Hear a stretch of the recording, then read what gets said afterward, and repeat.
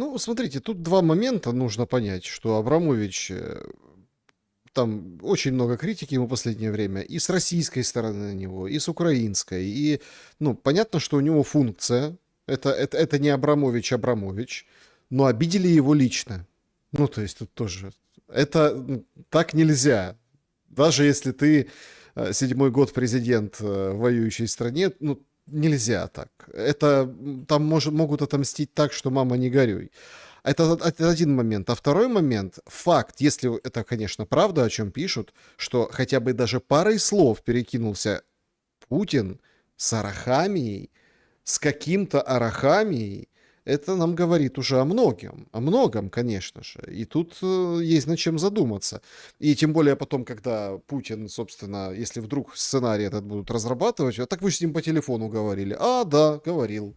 Как поговорили? Коротко, понятно, там по делу, но поговорили.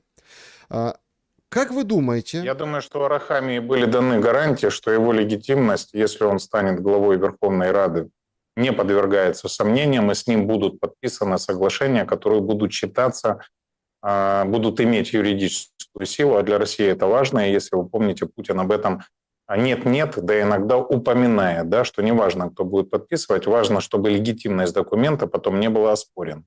И это действительно важно. Вот на самом деле, Саш, тут же что еще во главе угла должно быть, да, на каких условиях, что такое мир? Мир – это когда не осталось претензий.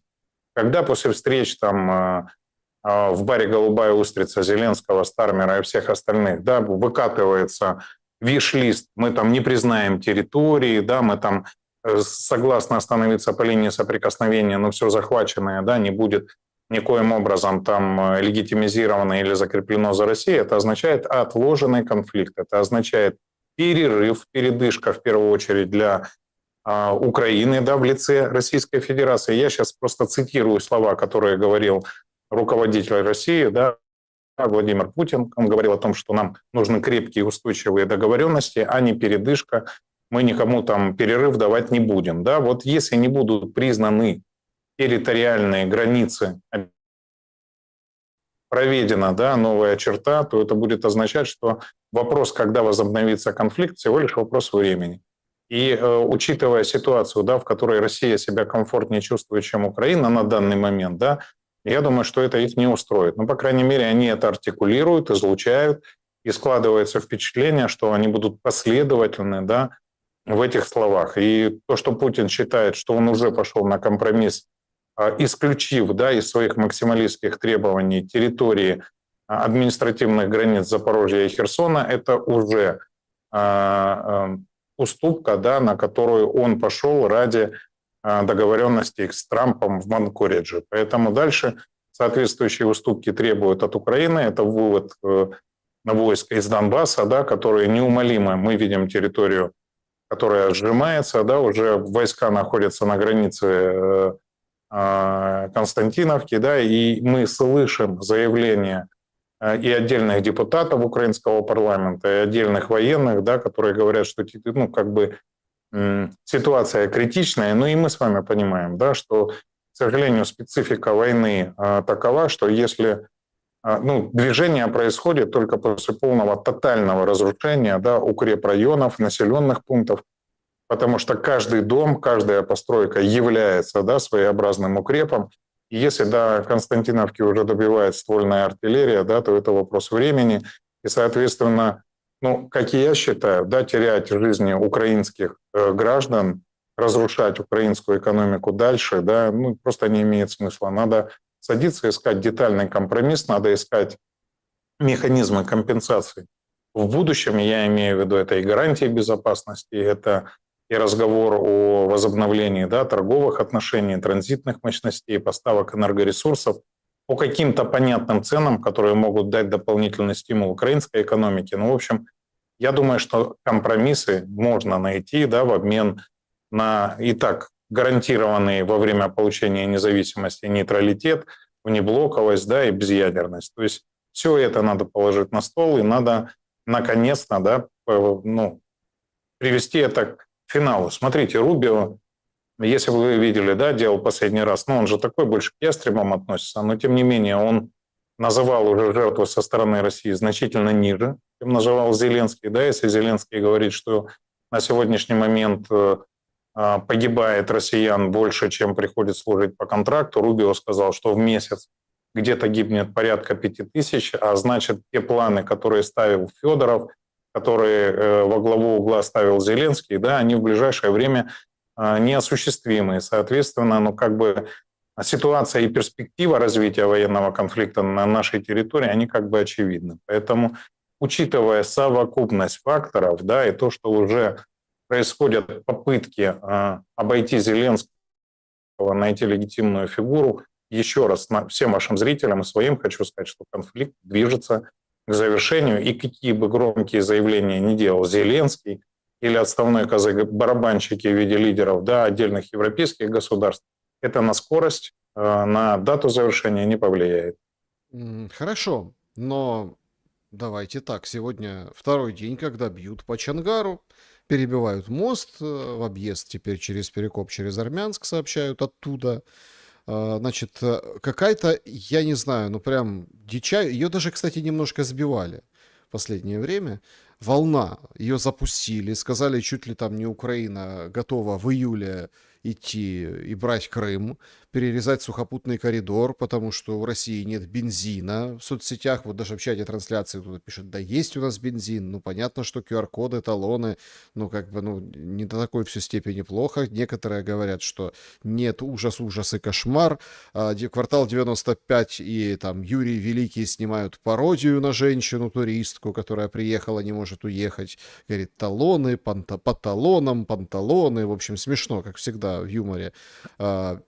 Впереди квартал 95, а у нас вовсю говорят, что скоро Крым будет покупать бензин за гривни, то есть на освобождение намекают. Но эту тему немножко пытались сбить во время лондонского визита информационно, говорят, не-не-не, смотрите, мы просто останавливаем Россию. Никто не будет забирать, у нас нет сил, ресурсов. Почему так говорят? Потому что денег не дадут. То есть, а что вам давать деньги, раз вы такие уже классные, всех победили и готовы забирать Крым?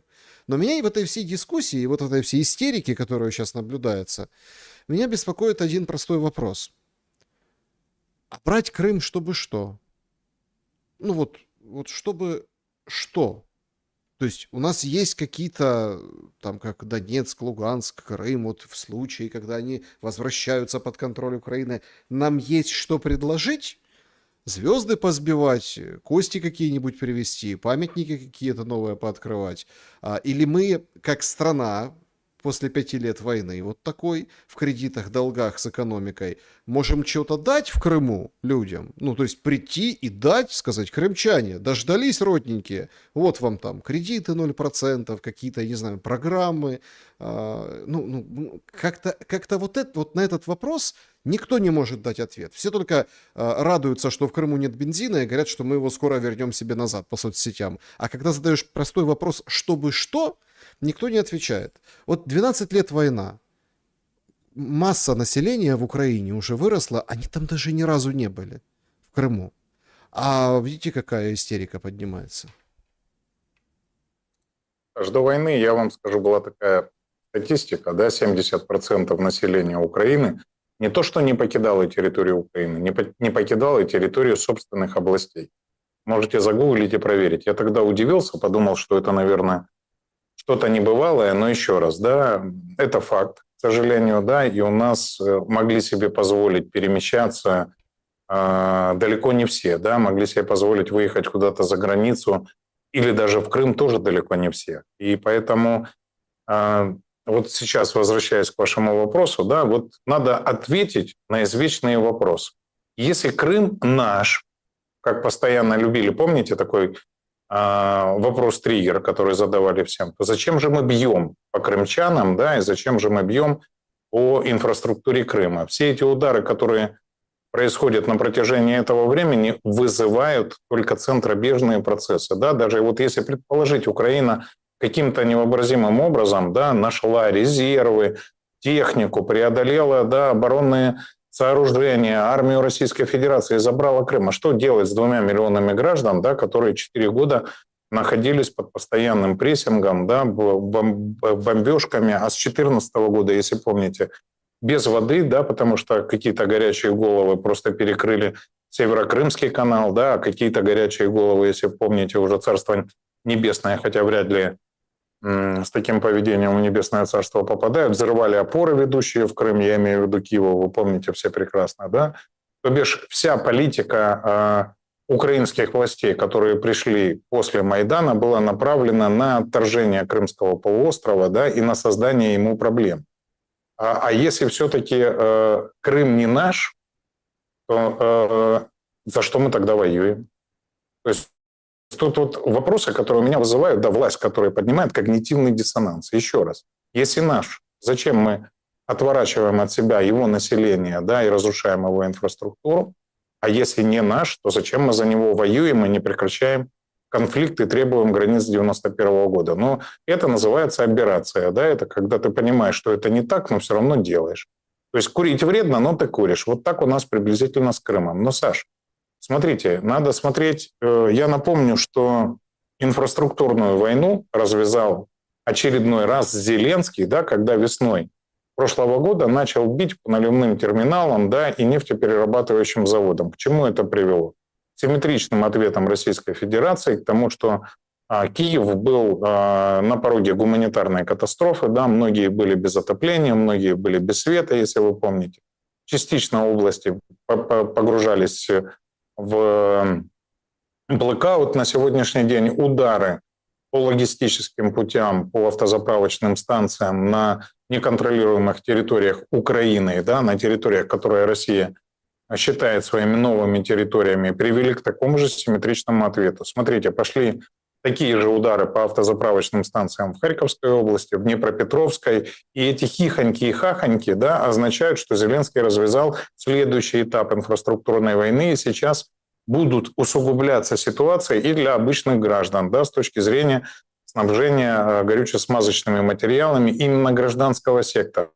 Дорогие украинцы, да, дорогие наши зрители, еще раз повторяю, если вы думаете, что удары, да, по нефтебазам и так далее в первую очередь окажут какой-то военный эффект, это ошибка. Да? Все ресурсы во время войны будут направлены в первую очередь военным. Это окажет влияние исключительно на гуманитарную составляющую, да, на внутренней политики одного и второго государства. Да? Симметричные ответы по нашей территории. Вот сегодня был удар в Павлограде, да, Днепропетровской области по заправочной станции. И это уже, я не знаю, наверное, 10-й или 20-й, который я помню. Еще раз, сейчас все зеркально будет отображаться в первую очередь на нашем украинском многострадальном народе. И еще раз повторяю, да, инициатором этого противостояния очередной раз выступило украинское руководство. Поэтому я думаю, что это нехорошо. Я думаю, что это еще один этап эскалации, который в первую очередь ударит по нашим гражданам. И по-хорошему, да, ну вот сейчас не вопрос, что надо какое-то частичное перемирие вводить, да, или делать краткосрочную остановку огня, надо садиться и договариваться в принципе, потому что то окно возможностей, которое вижу уже не только я, да, все об этом говорят во всех государствах, хотя еще пару месяцев назад все активно с этим спорили, говорили, что 2-3 года война будет неминуема, да, сейчас все понимают, что это именно тот период, когда нужно прийти к соглашениям. И в первую очередь в этом заинтересованы мы. Еще раз хочу акцентировать внимание, дорогие украинцы, у нас на сегодняшний день уже полная, пытаюсь цензурное хорошее слово подобрать, Задница. не получается. Спасибо, Саш. У нас тяжелейшая ситуация в экономике, да, у нас нет половины населения. Недавно один из экономистов, да, в эфире сказал, что власть готовится к тому, что после окончания военных действий еще 1,5-2 миллиона мужчин призывного возраста выйдет за пределы Украины. Я вам скажу, это катастрофа. А он говорит, это ничего работоспособное страшного. население. Это имбецил может такое только сказать. Смотрите, если выезжает работоспособное население, а остаются иждивенцы, я сейчас не хочу обидеть пенсионеров, да, но они не производят добавочную стоимость, да, они живут за счет отчислений от фонда заработной платы работоспособных в пенсионный фонд, да, и плюс за счет дотаций для сокрытия дефицита пенсионного фонда, который у нас, чтобы вы понимали, еще в 2014 году был порядка 2 миллиардов в год долларов. Представьте, то сейчас, когда уехала работоспособная, 30% от их зарплат сокращается, да, по мере убывания, да, или отъезда работоспособного населения. То есть этот дефицит растет. То есть это растет нагрузка на бюджет, который и так с отъездом работоспособных будет падать. То есть смотрите, мало того, что у нас неподъемные долги, и если война продолжится, этот государственный долг и гарантированный государством долг вырастет, а его обслуживание будет перекрывать всю доходную часть бюджета, да, мы еще и потеряем людей, которые эту доходную часть формируют. Поэтому вот эта призрачная история, да, Зеленского, которую он рассказывает, не шага назад, мы будем сохранять Донбасс, будет нам строить суверенитета всего государства и всех остальных регионов вместе взятых. Да? И шуточки, что будут заводить пакистанцев, но они не смешные, да? Они на уровне 95-го квартала исключительно, да, в последнее время. Смотрите, это гибель государства, это гибель нации, это полная деградация экономики и но вот неизбежная зависимость от желаний и диктата кредиторов. Поэтому, если мы хотим сохранить страну, это еще один из аргументов, почему надо прекратить немедленно, искать выход и смотреть, как реструктуризировать все то, что наделал Зеленский на сегодня, а не уходить там в перспективы ради каких-то населенных пунктов. Но это абсурд. Вам тут Надежда в чате отвечает. Друзья, скоро будем переходить к вашим вопросам, поэтому оставляйте свои вопросы. Начнем с клуба, потом сообщества. Ну, я тут просто так глянул. Это вы, иждивенцы, живете в понастроенных руками этих стариков квартирах. Ничего не заработали, не смогли, ничего. А так, по большому-то счету, ну, в общей массе и есть. Ну, так, давайте, если разобраться. Эту квартиру, которая сейчас рушится под обломками дронов или под ракет или попаданий, поди заработай. Ну, пойди попробуй и заработай на эту квартиру. Так и остается там после кого-то куда-то. Поэтому тут очень... Валентина, да, Саша вам пишет? Надежда. Валентина, я с вами... Надежда, смотрите, я с вами согласен. Я когда-то в украинском формате, да, было такое ток-шоу на телеканале News One, который принадлежал мне. У меня были дебаты с представителями партии «Свободы», там «Батькивщины» и все. Они встали и ушли тогда, да, я остался один у микрофона, потому что им не понравилось, как я назвал, ну, то, что я назвал революцию достоинства, да, государственным переворотом. Вот тогда как раз мы обсуждали, да, что их декоммунизация должна в первую очередь начинаться с квартир, в которых они живут, которые были построены при Советском Союзе. И не только пенсионерами, давайте откровенно, это построило большое союзное социалистическое государство. Потому что в руках его были государственные монополии, потому что средства производства, да, принадлежали государству, то бишь так или иначе народу, и они были направлены в том числе и на выдачу бесплатного жилья. Надежда, если касается меня, да, то все свои квартиры я уже покупал сам за заработанные деньги с уплаченных налогов, которые были отражены в декларациях. Петр Алексеевич Порошенко пытался уголовно меня преследовать за незаконное сбагачение. Это на русском языке называется незаконное обогащение. Я выиграл 17 судов, доказал о том, что со всех денег и со всего имущества, которое у меня есть, были уплачены абсолютно налоги, поэтому вопрос не по адресу. А касательно того, что я называю словом «иждивенец», у этого есть определение, да, то есть они на самом деле находятся на содержании государства. Счет былых заслуг или будущих не имеет никакого значения. Надо понимать, я вам объяснил механизм начисления их пенсий, их размера, да, в том числе пенсии же должны соответствовать уровню жизни, да, хотя бы минимальным заработным платам, чтобы человек, выходя на эту пенсию, отработав всю жизнь, не отчисляя со своей зарплаты, да, куда-то в солидарный фонд кусочек своих доходов, да, мог достойно жить на эту пенсию. Так вот, это сделать невозможно, если работоспособного населения меньше, чем людей пенсионного возраста. Сказано это было исключительно к этому, и я надеюсь, вы это будете понимать и и не цепляться за Да, какие-то формулировки. сегодня очень важные такие вещи. Все-таки проголосовали вот этот закон на OLX, закон на интернет-сервисы, ну вот это, то, что Европа требовала, МВФ требовала, да, за эти миллиарды. Но какая-то странная происходит история. Значит, Путин, оказывается, молодец, потому что платит своим солдатам достойные зарплаты, а Зеленский выходит в прессе и говорит: я тоже так хочу. Я тоже хочу, чтобы у меня были у солдат такие зарплаты. Поэтому я очень надеюсь, что мне мои друзья помогут. Ну, типа партнеры. Короче, он поехал просить деньги на зарплаты военным и надеяться на этот результат. Внутри же там, среди... Ну, понятное дело, что как строится политика, вокруг чего строится политика. Ну, понятно, что вокруг военной темы и военных как таковых, да. В каком смысле? В том, что пикировки политические. Вот, вы могли поднять зарплаты военным, не надо было 1000 Вовы раздавать, не надо было вот это вот все, зимние поддержки, вот это. То, что, в принципе, человеку ни холодно, ни жарко от этой 1000, никого она реально как бы богаче не сделала и не спасла. Ну, можно спорить с этим утверждением. Некоторые говорят, что нет, наоборот, хорошо, на семью так нормально.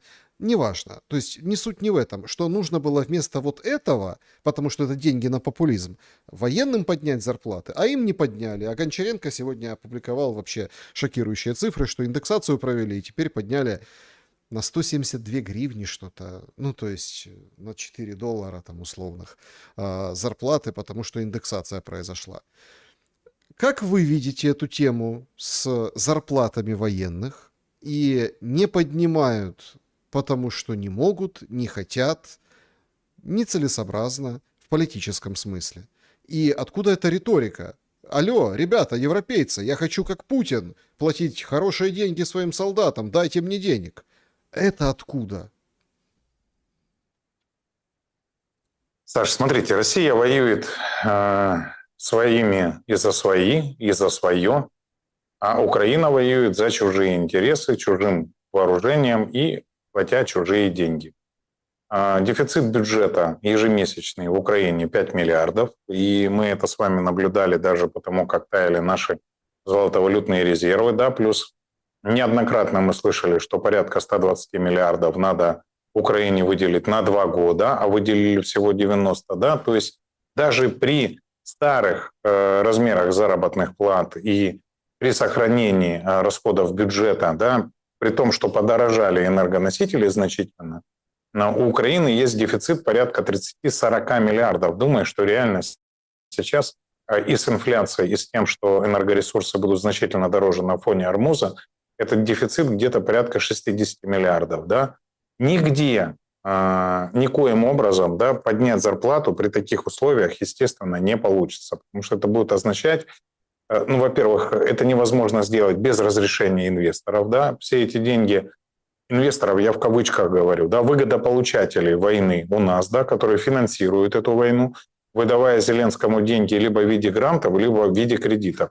И то, и другое, Саша, подвязаны под определенные маяки, под определенные условия, и все деньги имеют целевое назначение. Да, что-то идет на вооружение, что-то идет на покрытие государственного бюджета. То есть увеличение заработной платы военным, о котором врет Зеленский, в этих цифрах, безусловно, нет. И то, что Гончаренко опубликовал 172 гривны, да, а не 400 тысяч, помните, как Зеленский где-то отдельно обещал, но это же было понятно, что это агония, да, это третий конверт из того анекдота, вернее, второй конверт, обещаем много, для того, чтобы на фоне ожиданий, да, во-первых, как-то улучшить мобилизационную повестку. Вот давайте поймем, за что Европа платит Зеленскому деньги. Она в первую очередь платит деньги за разрушение, которое Украина наносит России. В первую очередь, да, то есть это извечный враг и французов, и немцев, и на самом деле для Великобритании, несмотря на то, что они были союзниками нашими во многих войнах, да, Россия всегда была конкурентной, ну, я имею в виду Российская империя, Советский Союз, да, теперь как право преемник Российская Федерация. То есть Зеленскому платят за то, что он воюет, за то, что он наносит ущерб, да, там, уничтожает флот, стратегическую авиацию, там, промышленность.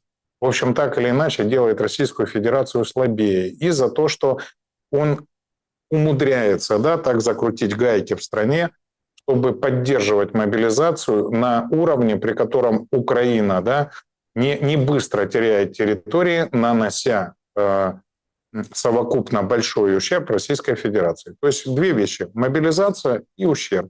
Поэтому одни заявления Зеленский делает для внутренней аудитории, чтобы эту мобилизацию увеличить, да, как-то сгладить, обещая, что будут больше платить, люди сами будут выбирать, где они будут служить, что они обязательно доживут до победы и так далее. Да? А с другой стороны, он постоянно хвастается ущербом, который он наводит предприятиям, да, Российской Федерации, в первую очередь, которые могут оказать влияние на ее экономику. Ну, напомню выступление того же Путина на питерском форуме, да, гарантированный государством долг Российской Федерации – это 14% от ВВП России. Да, а на сегодняшний день гарантированный Украиной государственный долг Украины, да, превышает 2 размера ВВП, 200%.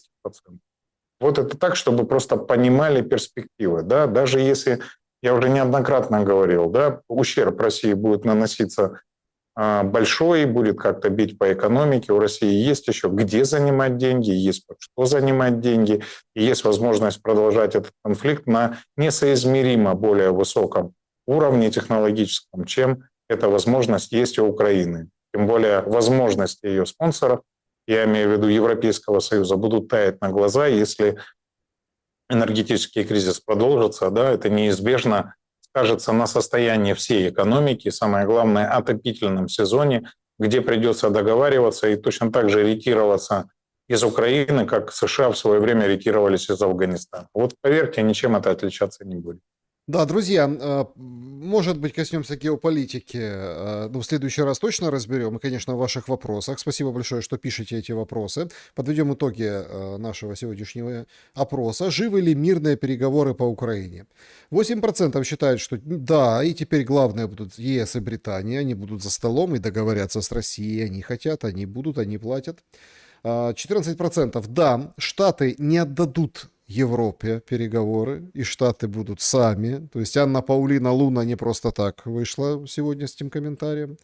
36% на ПМЭФ, их похоронили окончательно. Ну, вообще, как тему переговоров. Будет теперь тема военной победы, потому что работайте, братья, и все дела. Ну и в коме до ноября будут воевать, так ответил 41%. То есть или похоронены полностью, или до ноября. Ну и на ноябрь много точек сходится. Во-первых, вот эти выборы, которых все тянут, и европейцы, и украинцы. Мы неоднократно об этом говорили. Но во-вторых, как бы задница, потому что, ну давайте честно, вот откровенно, какой будет зима, не знает никто. Что скажете? Саш, давайте я еще раз все-таки добавлю быстро. Дорогие друзья, смотрите, что могут сделать Соединенные Штаты, чтобы вы их не списывали. Еще раз, Великобритания и Франция – это 2 сбитых летчика. И экономические, и посмотрите их объем экономики, посмотрите на их военные потенциалы, и посмотрите на их влияние технологическое. 0 от слова совсем. Это 2 страны, которые на сегодня не соответствуют параметрам сверхдержав. Да, они полностью зависимы, в том числе и вот сейчас, как показал энергетический кризис, и от энергоресурсов. Теперь что могут сделать США? США, в первую очередь, по Украине могут перестать поставлять системы противоракетной обороны, да, ПВО, и ничем это заместить на сегодня не получится. Если посмотреть объем баллистических ракет, о которых говорит украинская разведка и производится в Российской Федерации, да, это сотни, а если взять все, да, баллистические ракеты, это тысячи, которые смогут безнаказанно преодолевать систему противовоздушной обороны Украины, а, соответственно, зима будет просто катастрофической для многих регионов страны, ну, плюс и ВПК тоже пострадает, то есть это приведет к масштабным разрушениям.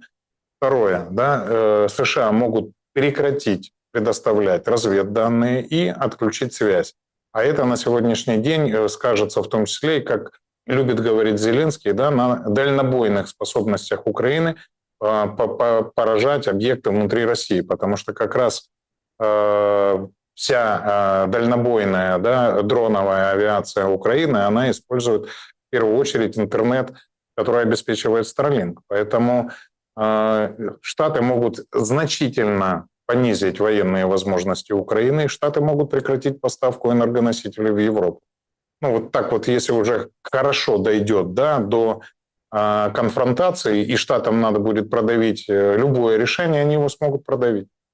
Более того, Штаты могут вводить персональные санкции, да, как по политикам, которые продолжают конфликт, который не входит в зону его интересов, да, на территории Украины, для тех государств, которые финансируют этот конфликт. Поэтому вы очень рано списываете Соединенные Штаты из этой игры. Смотрите, вся европейская экономика, большинство ее ориентировано на рынок США.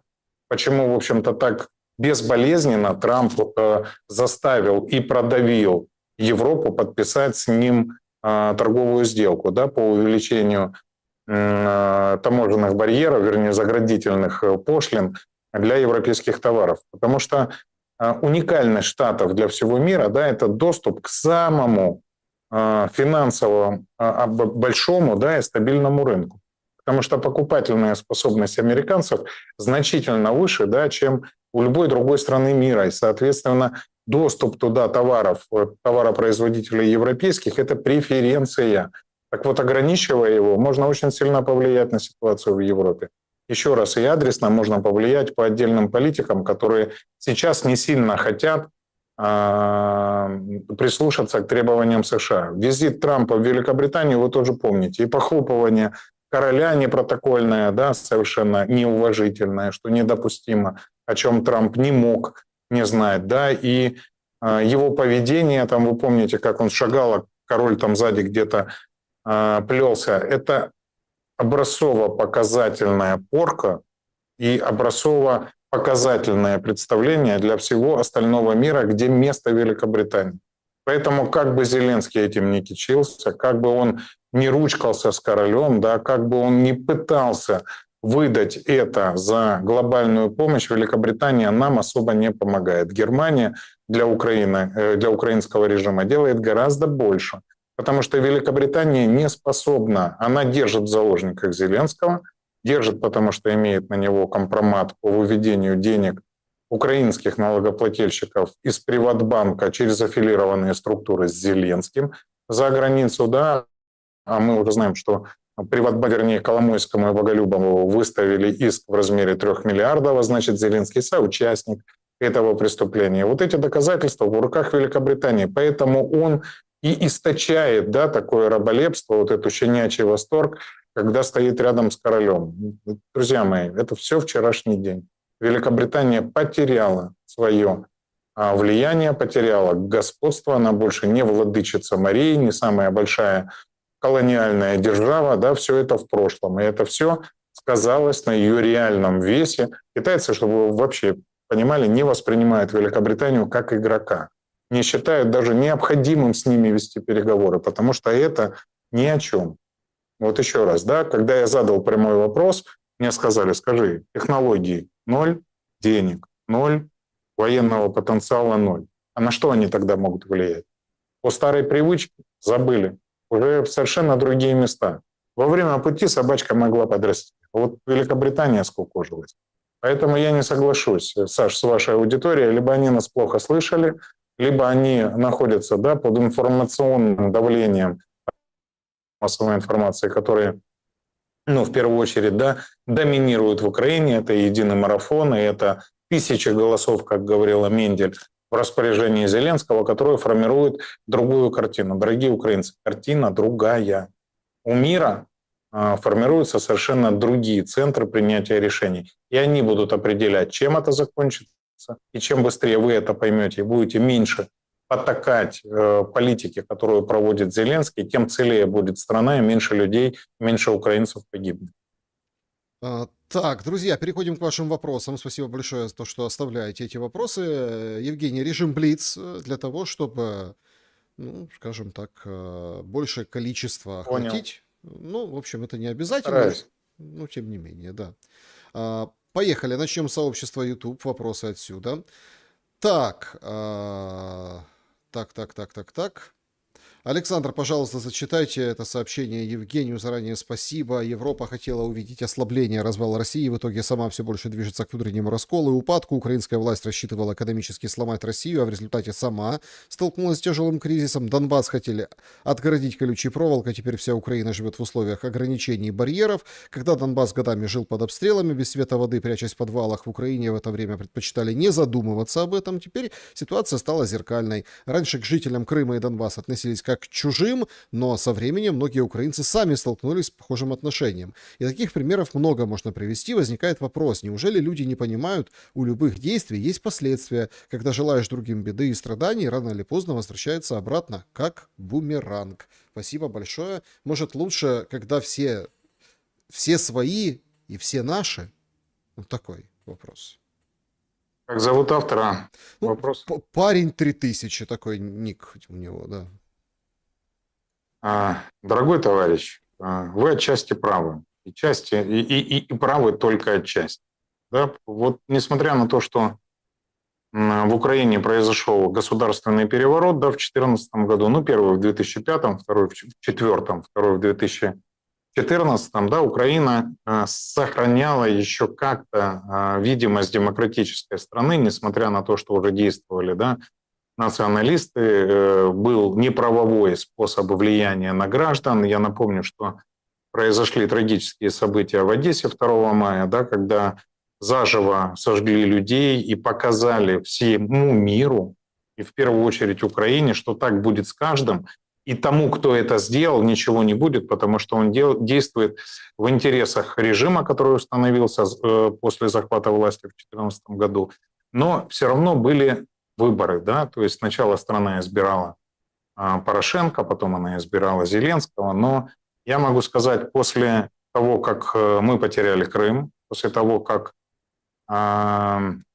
произошли события на Донбассе, из электорального поля Украины выпало еще 3 миллиона человек, а с Крымом 5, люди, которые имели противоположное галичанской идеологии и мнение, оказались в электоральном минусе, да, то есть у нас просто больше не было электоральной математики. Если до 2014 года плюс-минус оранжевые с бело-голубыми, да, ну, условно, как говорили, проевропейские и там, неважно, центристские или пророссийские силы, да, набирали 50/50, то после потери Крыма и Донбасса, после того, как там стало невозможно проводить выборы, у галичанской идеологии появилось огромное электоральное преимущество. И они полностью формировали власть, да, формировали политику, формировали цензуру, формировали информполе. Почему мне приходилось создавать телеканалы, да, и Ньюсван, и наш, для того, чтобы была альтернативная повестка, ну и их тоже потом закрыли неправовым способом решением СНБО. Но представьте, когда режим опирается на государственную власть, на ее вертикаль, на армию, на правоохранительную систему, что могут сделать обычные граждане? Вы бесконечно можете говорить, что вот все украинцы сидели, им было все равно, что происходит с Донбассом. Да не все равно. Но что они могли сделать? Привести политические силы к власти, которые бы прекратили войну, не получалось, потому что у вас кто-то решил что-то сделать. Я понимаю, откуда вы пишете. И решил нас просто электоральной справедливости, да, электоральной возможности политически с ними конкурировать. Вот. И второе, да, у них было силовое крыло. Оно было как государственное, так и те, кто могли постучаться вам в двери вечером, да, я не знаю, там С-14, правый сектор, Азов, национальный корпус и все остальное. У меня с ними тоже были стычки, они блокировали работу телеканала, и в Харькове даже были вооруженные столкновения, да, в свое время. Но это я мог сделать, да, допустим, и мог себе позволить. А остальные простые граждане, которых вы сейчас обвиняете и говорите, что это закономерный итог, вы не правы. Вы просто не понимаете ситуацию, которая была внутри. Уже формировалась диктатура, уже все понимали, что если вступать с ней в конфронтацию, то либо будешь страшно, в местах не столь...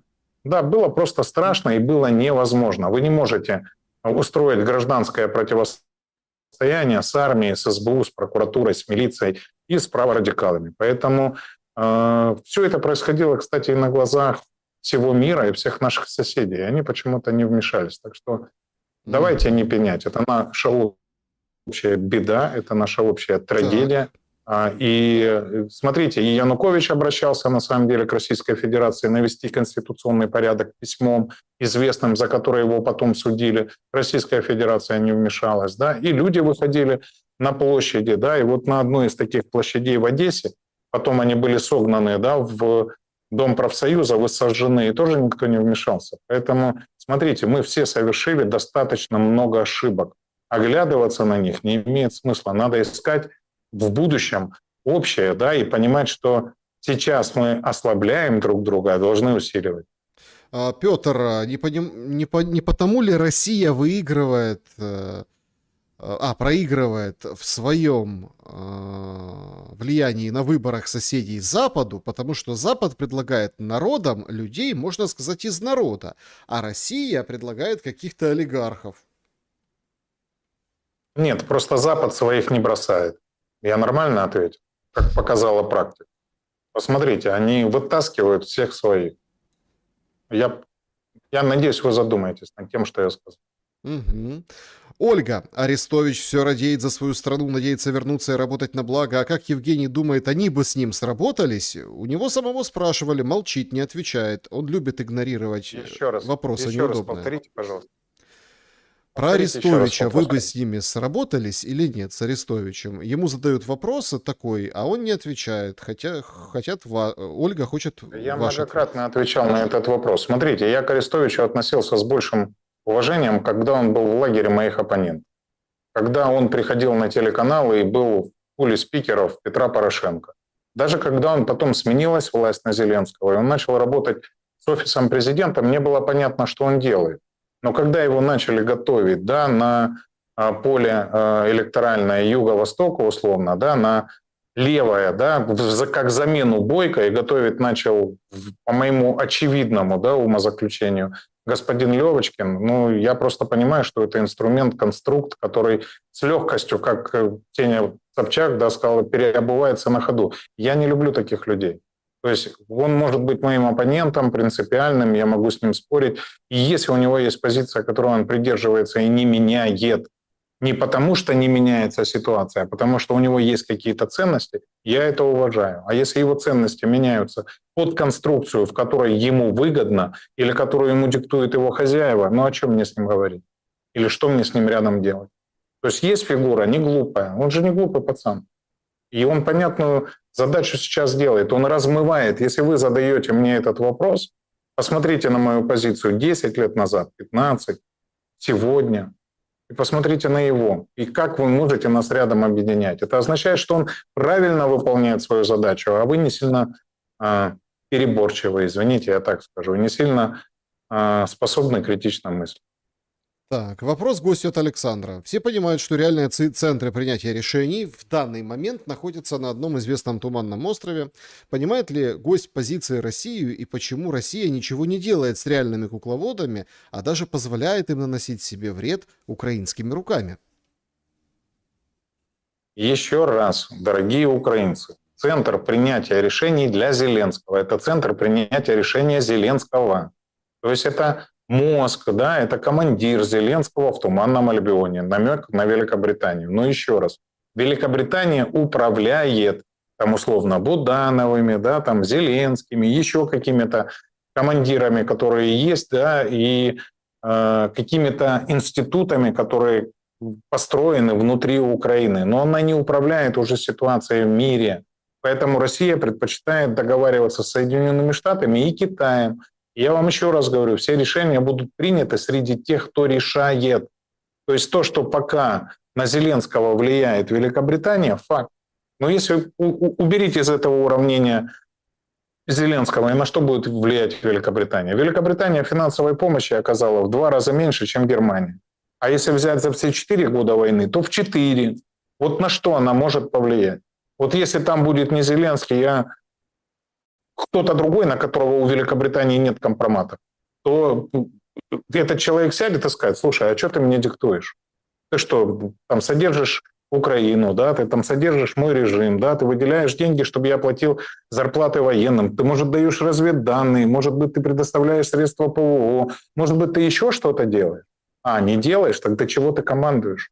Но Зеленский так не может, потому что пальчик в одном месте, да, у господ, да, из центра принятия решений. Но еще раз, это они просто массажем одного места Зеленского заставляют постоянно не забывать, что у них огромный компромат, и денежки его, которые он туда перечисляет, украденные, да, из всех военных контрактов, как в зону безопасности. И чем они там безопаснее, да, чем более четко Зеленский выполняет команды, которые ему оттуда приходят. Но это не мировой центр принятия решений.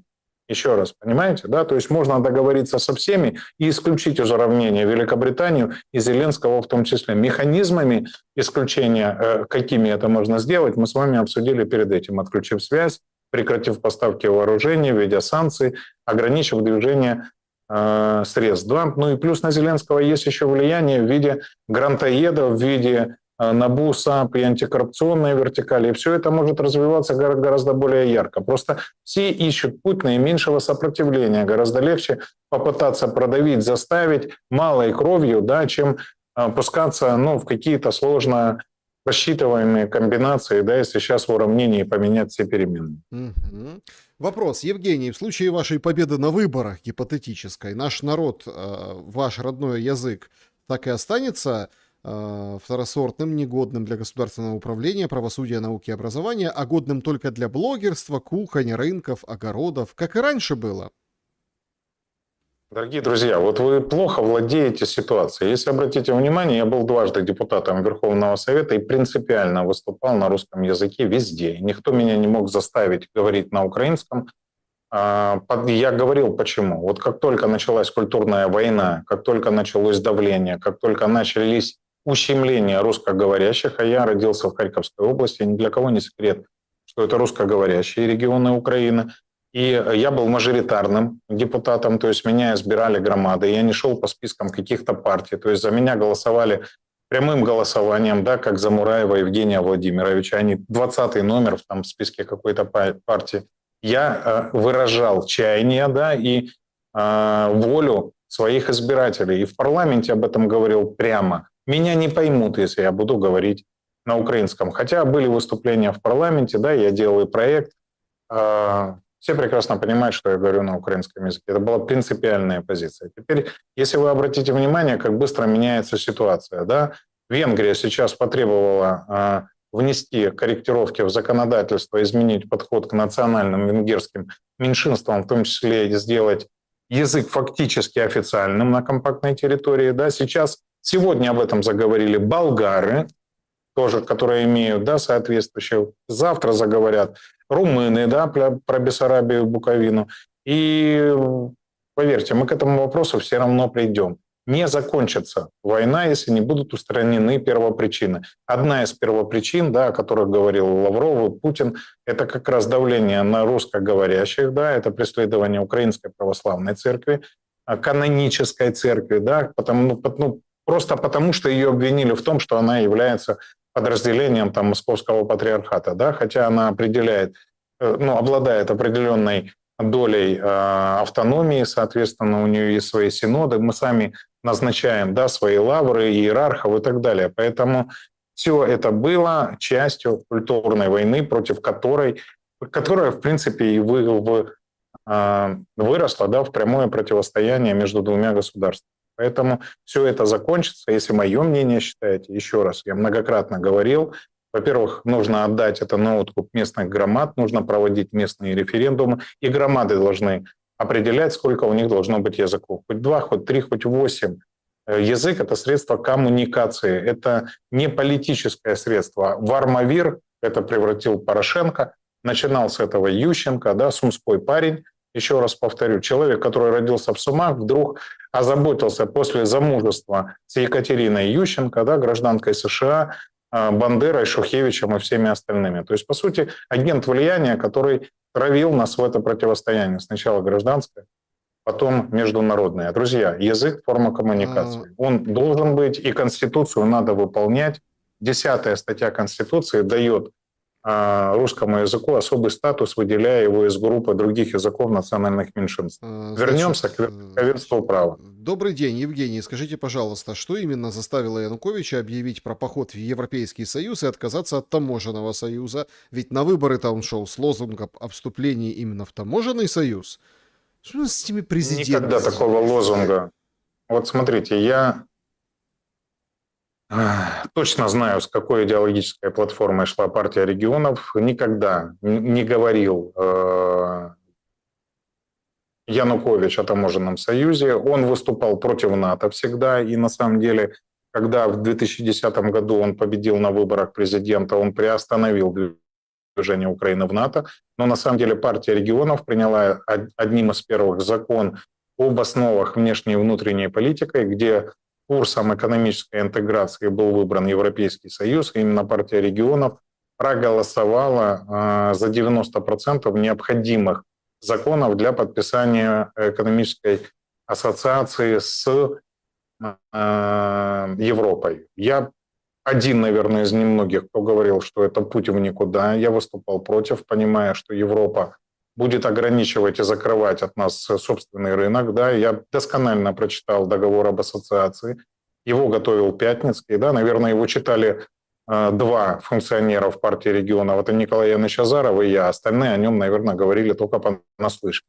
Потому что в нем было совершенно понятно, что это смерть для экономики. И удалось, да, отложить подписание ассоциации на Винницком саммите тогда Януковича, после чего начался якобы Евромайдан. Да, на самом деле он уже расходился. Люди массово вышли на Майдан после звірячого побиття студентов, да, на самом деле боевиков, которые были туда свезены и спровоцировали этот конфликт, но все было качественно снято, да, и произошел государственный переворот. Поэтому Янукович никогда не выступал за таможенный союз, но вел многовекторную политику. И, в принципе, если вы посмотрите на темпы роста, которые были при премьерстве Николая Яновича Азарова, они самые большие за всю историю, да, потому что политика была верной, и основные рынки Украины, безусловно, находятся в странах СНГ. И Янукович, я напомню, остановил евроинтеграцию после того, как мы не получили обещанные 180 миллиардов на модернизацию и реконструкцию экономических цепочек, да, и промышленных предприятий, модернизацию их под стандарты Европейского Союза. Прилетел Фюле, сказал: деньги вы не получите, вы заложники своих обещаний, вы пообещали народу Европу, и если вы сейчас не подпишете это соглашение, у вас вынесут вперед ногами, а путь сложный, вы сами хотите в Европу, идите без денег. Никто просто не думал, что Янукович возьмет и развернет оглобли на 180. Да, В общем, смотрите, давайте еще буквально там 3 вопроса. Чат трансляции подключим. Наталья спрашивает: здравствуйте, привет вам из Приморья, мы с вами рядышком. Не кажется ли вам, что Китай не супердруг России? Остров уже отдали, Даманский тоже был. Может, это отложенное ожидание, пока Россия не ослабнет? Спасибо. Китай – это империя, Китай не друг никому, кроме как себе. Я об этом говорил, в этом и плюс, и минус. Плюс какой, да, его абсолютно не интересует наша внутренняя политика, языки и так далее. Более 60 языков, которые есть в Китае, куча народностей, 3 десятка провинций, да, которые живут экономическими интересами. То, что Китай будет развиваться, то, что он будет использовать слабость своих соседей в угоду своего развития, очевидно. Покупает ли он нефть и газ у России с дисконтом? Очевидно. И тем не менее, все равно все говорят, что Китай – это российский союзник, да, только Россия понимает, что он союзник сам себе. Смотрите, это заложено в их философии, это заложено в их ментальности, это большой, гигантский, да, дракон, который живет своими интересами. И если наши интересы совпадают, если мы можем правильно использовать их потенциал, то значит сделка будет, как любит говорить Трамп. Вот смотрите, не бывает сделок, когда выгодно одному, а второму не очень. Да? Должно быть взаимовыгодно. И я понимаю, как эту выгоду извлечь с точки зрения восстановления Украины. России надо быть сильной. России надо уметь себя защищать. России надо развиваться. Да? И России надо тоже думать о рынках.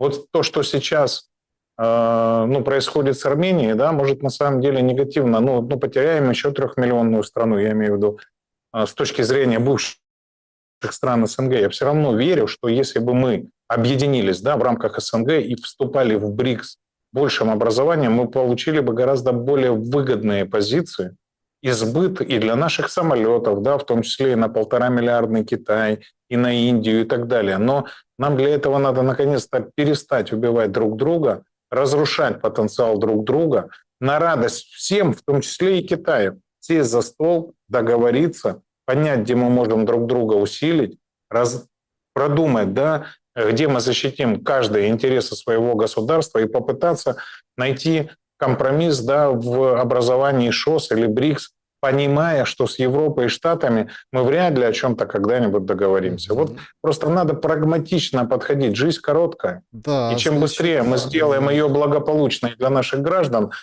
тем лучше и для наших детей в том числе. Так, в чате спрашивают, почему вы снимали свою кандидатуру в 2019 году? За Зеленского были? Потому что я, во-первых, поддержал Вилкула, да, а во-вторых, потому что против меня ввели одновременно санкции и Украина, и через несколько недель Российская Федерация по просьбе Медведчука. Да, я был конкурентом для него, для Бойко. Меня лишили финансового ресурса, а брать деньги у кого-то на избирательную кампанию я не хотел. А идти дальше просто по инерции без денег, я понимал, что все голоса, которые отдадут за меня украинцы, будут украдены на избирательных участках, потому что я не смогу организовать без денег представительство, да, в избирательных комиссиях для защиты собственных голосов. И, соответственно, меня бы просто раскатали там в несколько процентов, да, и дальше не было бы возможности продолжать политическую работу и в избирательном процессе в парламент, да, куда я, в общем-то, и стремился. И президентская кампания мне была необходима, чтобы довести идеи, да, которые, в общем-то, к сожалению, да, не были услышаны, и которые могли предотвратить войну, да, объяснить, что Украина должна быть нейтральным, неблоковым государством, что федеративное устройство – это не минус, что федеративными государствами являются и Германия, и Соединенные Штаты, то есть конфедерация, да, и, скажите мне, Женева, Берн, Швейцария, да, и что решение ключевых вопросов на референдумах, кои проходят, да, в огромном количестве в той же Швейцарии, да, это всего лишь форма управления, которая в первую очередь выгодна украинцам, да, почему я и сделал сейчас приложение форум для того, чтобы это было возможно, друзья мои. То есть я от своих принципов не отступаюсь, от видения развития государства тоже. Просто меняется время, да, и я пытаюсь поменять механизмы, как имплементировать все то, что считаю правильным для своей страны. Так, пока Мураев не скажет, зачем он сдал Медведчука, не верьте ни одному его слову, а он не может сказать всю правду. Претензия летит. А можно было сдать Медведчука? Еще раз повторяю, благодаря его стараниями были введены санкции по мне, да, его стараниями я до сих пор не могу забрать деньги, которые на счетах находились в Российской Федерации, да, на счетах компании, которая принадлежала моему отцу. Поэтому кто кого сдал, большой вопрос. Вы посмотрите, кто рассорил весь Юго-Восток. И скажите мне вообще, а что он приличное в жизни сделал? Вот возьмите и перечислите. Может быть, в компании не так, может быть, в компании СДПУО, может быть, в украинском выборе. Он в парламент въехал на партию, которую создал я, которая называлась «За жизнь», да, с помощью телеканала, который построил я. И то, когда он его покупал, он обещал, что я буду иметь полный доступ, и первое, что сделал, закрыл мне все эфиры. Поэтому вы, если не разбираетесь, не надо писать этой ерунды. Его сдавать было не надо, да, он был подельником Порошенко, и об этом было известно совершенно всем, да, об этом он сам сказал, когда был арестован. И это вообще не секрет, да, были поставки угля на Центрэнерго, и были поставки нефти через компании Прикарпат-Запад-Транс, которые продавались без уплаты акцизов. На этом зарабатывал Порошенко и он. Поэтому давайте ерунды не несите. Так, вот такой вопрос, давайте, финальный. Вы форум упоминали, вот пользователь интересуется. Можно закончу? Да, посмотрите, Бойко, это был его кандидат. И Бойко сейчас голосует за все с Зеленским. И покупает взрывчатку, и что он только не делает. Потому что это финансово-промышленная группа, которая интересует исключительно деньги. а не наши интересы, да, и не защита интересов наших граждан там, или наших ценностей, или наших церквей. Еще раз, возьмите, посмотрите кардинально. Вот Бойко, их кандидат от ОПЗЖ на президентской кампании. Что он сейчас делает? Это, по-моему, хороший ответ на вопрос. Так, вот пользователь пишет, вам не страшно выпускать такой продукт, как форум? Ведь вряд ли правящие элиты по всему миру одобрят подобный инструмент демократии. А ведь если, надеюсь, когда в Украине заработает это создаст прецедент для остального мира. Ведь кто-то уже создавал водородный двигатель, дешевую вакцину от рака, изобретатели и изобретения канули в лету. Крайне не хотелось бы такой судьбы для форума, ну и вас в прицепом. Хочется еще поучаствовать под вашим началом в возрождении Украины. Спасибо вам за ответ. Удачи во всех начинаниях и делах, пишет пользователь. Спасибо. Спасибо за ваше переживание, спасибо за ваше волнение. Я вам скажу, когда-то, смотрите, было создано уникальное советское социалистическое государство, да, с совершенно новыми ценностями, с принципами принятия решений. Не все было гладко, не все было правильно, да.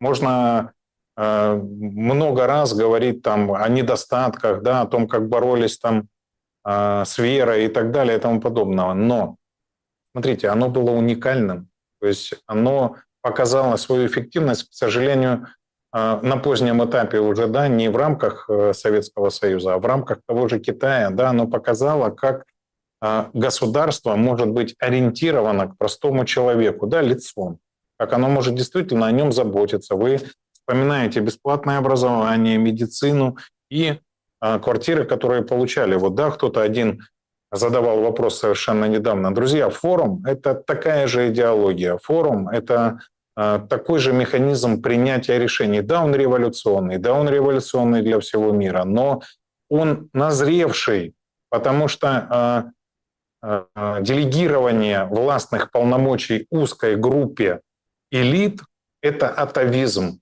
Да, это связано с тем, что общество развивалось, да, агломерация росла, технологической возможности принимать участие в принятии решений онлайн не было. Да, мы ее создали.